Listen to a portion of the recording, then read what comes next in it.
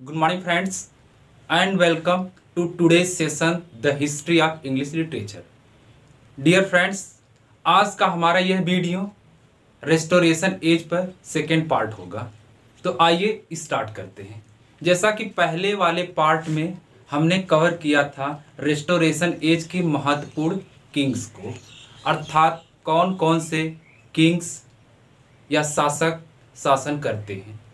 और इस लेक्चर में हम सभी कवर करने वाले हैं रेस्टोरेशन एज के महत्वपूर्ण इवेंट्स को, अर्थात कौन कौन से फैक्ट थे जो हमारे एग्ज़ाम के लिए महत्वपूर्ण हैं। तो आइए स्टार्ट करते हैं।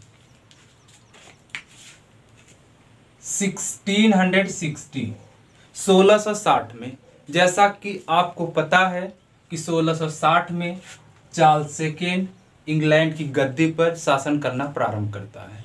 और ये चार्ल्स सेकेंड बाय बर्थ या कह सकते हैं कि ये कैथोलिक रिलीजन को मानता है, लेकिन जो इंग्लैंड की प्रजा थी वो प्रोटेस्टेंट रिलीजन को एक्सेप्ट करती है। तो इसलिए राजा को मजबूर हो करके प्रोटेस्टेंट रिलीजन को एक्सेप्ट करना पड़ा। इसलिए किंग्स ने पार्लियामेंट को अनाउंस कर दिया कि मैं भी अब प्रोटेस्टेंट रिलीजन को मानने लगा हूं, अर्थात मैं भी प्रोटेस्टेंट रिलीजन को एक्सेप्ट करूंगा। तो इस तरह से ये फैक्ट आपको याद रखना है कि चार्ल्स सेकेंड कैथोलिक धर्म को भी मानता था, लेकिन पार्लियामेंट को अनाउंस कर दिया था कि मैं प्रोटेस्टेंट रिलीजन को अब मानने लगा हूं। और नेक्स्ट पॉइंट 1660 में आपको पता है कि चार्ल्स सेकेंड जब फ्रांस से इंग्लैंड पे अटैक करता है तो किस पे अटैक करता है, तो प्यूरिटन पर अटैक करता है और प्यूरिटन को जीत लेता है। इस तरह से जितने भी प्यूरिटन्स थे सबको माफ़ कर दिया जाता है, उनके गुनाह को या फिर उनके जो बैड रूल्स थे। और जितने भी प्रजा थी, जितने भी ऑथर थे उस समय के, सबको माफ़ करके एक एक्ट पास कर दिया जाता है, एमनेस्टी एक्ट। तो ये कब होता है? 1660 में। नेक्स्ट है 1685। जैसा कि आपको पता है 1660 से 1685 तक चार्ल्स सेकेंड इंग्लैंड की गद्दी पर एक किंग के रूप में शासन करना प्रारंभ करता है और उसके बाद उसका भाई जेम्स सेकेंड शासन करना प्रारंभ करता है, जो 1685 से 1688 तक शासन करता है। इसके बाद 1688 में ब्लडलेस रिवॉल्यूशन अकर्ड होता है। इसको ग्लोरियस रिवॉल्यूशन के नाम से भी जाना गया है। जेम्स सेकेंड, आपको पता है कि जेम्स सेकेंड की दो पुत्रियां थी, क्वीन मैरी और क्वीन एनी। जो क्वीन एनी है वो नेक्स्ट है जेम्स सेकेंड। जैसा कि आप जानते हैं कि जेम्स सेकेंड की दो पुत्रियां थीं, क्वीन मैरी और क्वीन एनी। जो क्वीन मैरी है ये रेस्टोरेशन एज में शासन करती है, जबकि क्वीन एनी ये नेक्स्ट एज में शासन करेंगी, अर्थात 1702 से 1714 तक। और 1694 में ही क्वीन मैरी की डेथ हो जाती है। उसके बाद उनका हस्बैंड विलियम ऑफ ऑरेंज शासन करता है 1702 तक।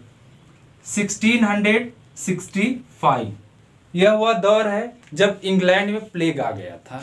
और आपको पता है कि प्लेग एक महामारी है, जिस तरह आज का दौर में कोरोना अर्थात कोविड-19 एक महामारी है, उसी प्रकार ठीक इंग्लैंड में भी 1665 में प्लेग आ गया था।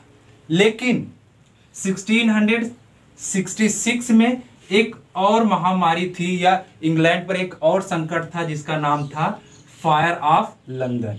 और ये फायर ऑफ लंदन जब इंग्लैंड में अकर्ड होता है तो उस समय बहुत से स्ट्रीट्स, गलियां, यहाँ तक कि चर्च सबको डिस्ट्रॉय कर देता है, जिसका जिक्र एक हमारे रेस्टोरेशन के महत्वपूर्ण राइटर्स सैमुअल पेपीज की डायरी में देखने को मिलता है।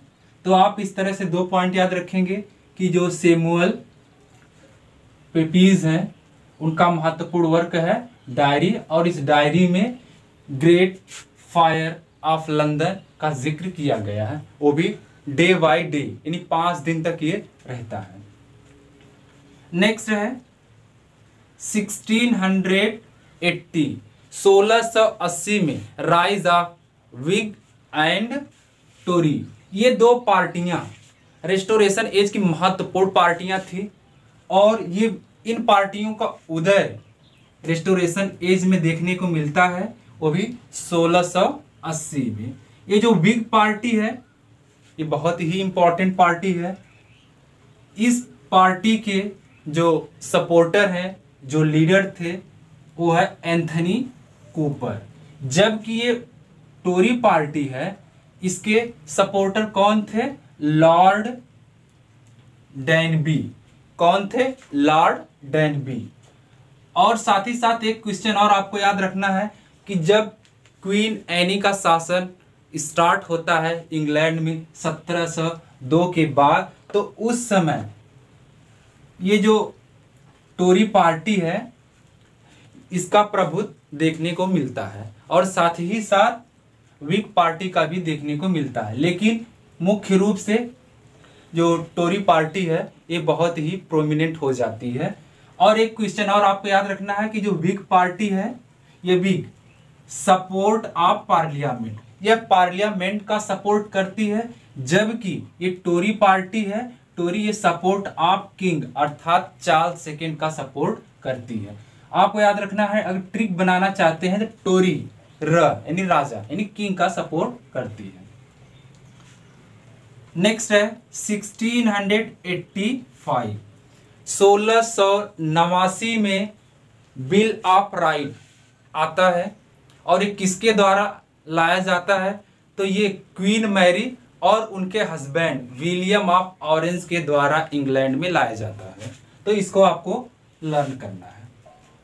नेक्स्ट है 1662, 1662 में रॉयल सोसाइटी इज फाउंडेड, यानी रॉयल सोसाइटी पाई गई या रॉयल सोसाइटी की स्थापना होती है। अब ये किस प्रकार की सोसाइटी है, आइए इसको समझते हैं कि जो रॉयल सोसाइटी है यह सोसाइटी साइंटिफिक पद्धति पर आधारित है, अर्थात ये विज्ञान को महत्व देती है। साथ ही साथ इसके जो महत्वपूर्ण साइंटिस्ट थे वो कहीं न कहीं उनके अंदर जो फीलिंग्स थी वो रिलीजियस फीलिंग भी थी।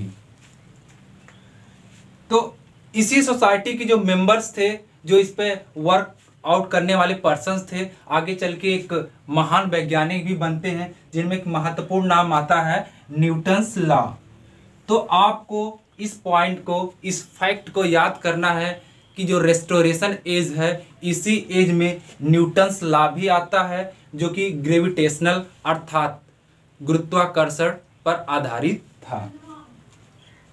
और इसके बाद जो नेक्स्ट है साइंटिस्ट का जो ग्रुप्स था या जो साइंटिस्ट लोग थे, उनमें रॉबर्ट बॉयल्स का भी लॉ आता है, और एडमंड हार्वे, जो एडमंड हार्वे हैं, इनका जो कॉमेट्स है अर्थात तारों पर इनकी मतलब एक कह सकते हैं कि शोध तारों पर आधारित भी थी। और विलियम हार्वे इस समय के साइंटिस्ट थे, जिनका कह सकते हैं लॉ आता है वो भी ब्लड पर आधारित, यानी द सर्कुलेशन ऑफ ब्लड। तो इस तरह से जो ये रेस्टोरेशन एज है, इस एज में वैज्ञानिक पद्धति पर आधारित भी रिसर्च हुए हैं, तो इसलिए रेस्टोरेशन एज और भी महत्वपूर्ण बन जाता है। और इसके बाद आपको याद रखना कि 1660 अर्थात 1660 में रेस्टोरेशन एज में एक बार फिर से थिएटर को ओपन किया गया। आपको पता होगा कि 1642 में थिएटर को बैन लगा दिया गया था, लेकिन रेस्टोरेशन एज में थिएटर स्टार्ट हो जाता है, वो भी 18 वर्षों के बाद। नेक्स्ट है नॉवेल रीडिंग। इस समय का ये जो दौर चल रहा है, इस समय नॉवेल रीडिंग एक फैशन बन चुका था, वो भी स्पेशली लेडीज़ के लिए, पर्सन्स के यानी मैन के लिए तो था ही, और लेडीज़ के लिए भी नॉवेल रीडिंग क्या बन चुका था, फैशन बन चुका था। अब ये जो है सोशल इवेंट्स हैं या सोशल फैक्ट्स हैं इस पीरियड के। और आपको याद रखना है, पार्लियामेंट, इस समय पार्लियामेंट जो है लाइसेंसी एक्ट को भी पास करती है। और ये लाइसेंसी एक्ट क्या है कि जितने भी प्यूरिटन्स थे उनका वर्क पब्लिश्ड नहीं होता था, और इसके लिए इनको अथॉरिटी लेनी पड़ती थी, जिसके लिए एक एक्ट लागू किया गया, वो भी कौन था, लाइसेंसी एक्ट। इस एक्ट के तहत जो भी वर्क्स पब्लिश्ड होने हों, वो जो लाइसेंस प्राप्त करता है या देने वाला है उससे अथॉरिटी लेनी पड़ती थी। तो इसमें स्पेशली ये जो एक्ट था प्यूरिटन लोगों के अगेंस्ट था, यानी प्यूरिटन लोगों पे ज़्यादातर फोकस करता था, यानी उनकी निगरानी किया करता था। और एक है वायलिन, ये एक इंस्ट्रूमेंट है जो कि इस समय इंग्लैंड में इंट्रोड्यूस्ड किया गया। और ये जो दौर है रेस्टोरेशन एज, रेस्टोरेशन एज में हंटिंग, गैम्बलिंग, जैसा आपको पता है, हंटिंग शिकार करना, गैम्बलिंग जुएबाजी, मौज मस्ती, ट्रैपिंग, स्नेयरिंग, शूटिंग और अदर स्पोर्ट्स भी देखने को मिलते हैं। अर्थात इस समय ये जो स्पोर्ट्स हैं, ये जो गेम है, ये जो लोगों को शौक है, ये भी बहुत ज़्यादा वर्चस्व में आ गया था। और एक बहुत महत्वपूर्ण फैक्ट है इस समय का कि जो फर्स्ट पब्लिक लाइब्रेरी लंदन में ओपन की जाती है, यानी कि लाइब्रेरी जिसमें लोग जा कर के रीडिंग और राइटिंग का कार्य किया करते थे। तो ये इस समय के महत्वपूर्ण फैक्ट्स हैं जिसको आपको लर्न करना है, ताकि एग्ज़ाम में जो क्वेश्चन आए उसको हम आसानी से सॉल्व कर सकें। जैसा कि ये कभी क्वेश्चन और भी बन जाएगा, वो है क्वेश्चन कॉफ़ी हाउस, जो नेक्स्ट एज में बहुत ज़्यादा लोगों को फैशन बन गया होगा, लेकिन इसको हम लोग नेक्स्ट वीडियो में देखेंगे।